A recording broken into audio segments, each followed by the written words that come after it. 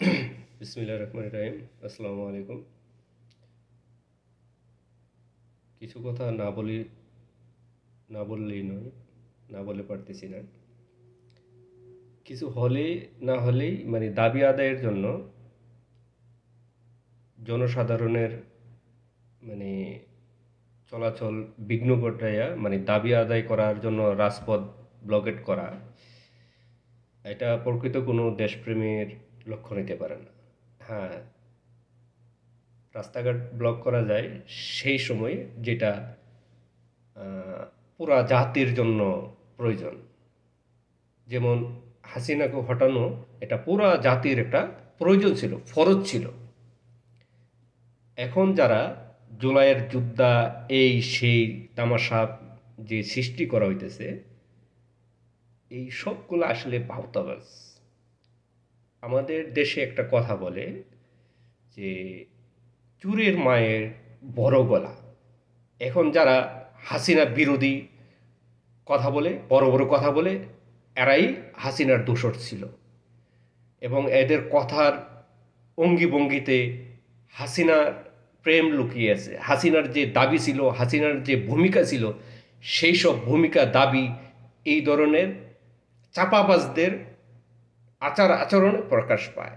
যারা এখন রাস্তা ব্লক করে জনসাধারণের চলাচল বিঘ্ন ঘটিয়ে জুলাই সনদ, জুলাই স্বীকৃতি চাচ্ছেন, তারা প্রকৃত জুলাইয়ের যোদ্ধা কিনা সেটা নিয়ে আমার 99% সন্দেহ। আপনাদের প্রতি অনুরোধ, যারা সত্যিকারের জুলাইয়ের যোদ্ধা, কেউ রাজপথে আসবেন না। কারণ কোনো সনদ বা কোনো স্বীকৃতি যদি দেশপ্রেমের কোনো শাসকের হাতে এই রাষ্ট্র পরিচালনা না যায়, মনে করেন কোনো স্বীকৃতি পাইছেন জুলাইয়ের একদম লিখিত দিয়ে সেটা আপনার গলায় ঝুলাই দিয়েছে সংবিধান অথবা কোনো রাষ্ট্রীয় স্বীকৃতি, হাসিনার মতন শাসক যদি এই দেশের ক্ষমতায় বসে, সেই জুলাইয়ের সনদ বা স্বীকৃতি কাজে আসবে না। সো রাস্তা ব্লক করে জনগণের মনে কষ্ট দিবেন না। এই দিলে আপনার যে সনদ বা স্বীকৃতি কোনোটাই কাজে আসবে না। যখন কোনো স্বৈরশাসক বসে, ক্ষমতালোভী যখন কোনো দেশের পরিচালনায়, রাষ্ট্র পরিচালনায় বসে পড়ে, তখন সংবিধানে কি লেখা আছে সেইটা তার দেখার বিষয় না। সংবিধানে কোনো লেখা ছিল না যে হাসিনা রাত্রে ভোট করতে পারবে, বিনা ভোটে সরকার পরিচালনা করতে পারবে, সেটা লেখা ছিল না। সংবিধানের কোনো দোষ নাই। সংবিধান ছুঁড়ে ফেলবো, সংবিধান এই করবো ঠিক করবো যারা বলে, তারা অ্যাকচুয়ালি হাসিনাকে পুনর্বাসন করতে চায়। তারা সাবেক হ্যামলেট বাহিনীর সদস্য ছিল। সো তাদের মুখ দিয়ে বড় বড় চাপাবাজি কথাবার্তা আসে, হাসিনা বিরোধী কথা আসে। যারা দেশপ্রেম আছে, যারা গণতন্ত্রকে ভালোবাসেন, গণতন্ত্র কায়েম করতে চান, তারা অবশ্যই উগ্র এবং জনগণের ভোটের বিরোধিতা করবে না। যারা করবে তারা কখনোই দেশপ্রেমী না, তারা জুলাইয়ের যোদ্ধা না।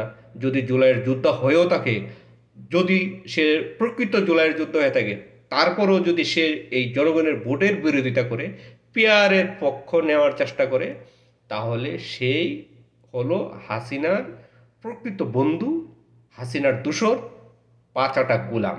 তাকে যে কোনো মূল্যে আমরা প্রতিহত করব। সে যেই ব্যক্তি হোক, যেই সংগঠনের হোক, যেই দলের হোক, যে পিয়ারের পক্ষে কথা বলবে, ভোটের বিরোধিতা করবে, তাকে কঠিন থেকে কঠিনভাবে প্রতিহত করা হবে। যারা রাজপথে আছেন, ব্লকের সৃষ্টি করতেছেন, জনগণের দূর চলাফেরার ক্ষেত্রে বিঘ্ন ঘটাচ্ছেন, অতি দ্রুত রাজপথ ছেড়ে যার যার গড়ে ফেরত যান, না হয়তো পরিণাম ভালো হবে না। আপনাদেরকে যারা ইন্ধন দিতেছে, তাদেরকে কঠিন থেকে কঠিনভাবে দোলাই দেওয়া হবে। আমরা সব বুঝি, এই দেশে 17 বছর ধরে যারা যুদ্ধ করতেছে গণতন্ত্র ফিরে আনার জন্য, তাদেরকে ভাওতাবাজি করে, কোনো ওই যে মব সৃষ্টি করে, তাদেরকে সেই পথ থেকে ফেরানো যাবে না। তাদের যেই উদ্দেশ্য, তাদের যে লক্ষ্য, যে জনগণের অধিকার, ভোটের অধিকার ফিরিয়ে আনা, সেটা অর্জন করা আগ পর্যন্ত এই মব টব এইসবে কিছু কাজে লাগবে না।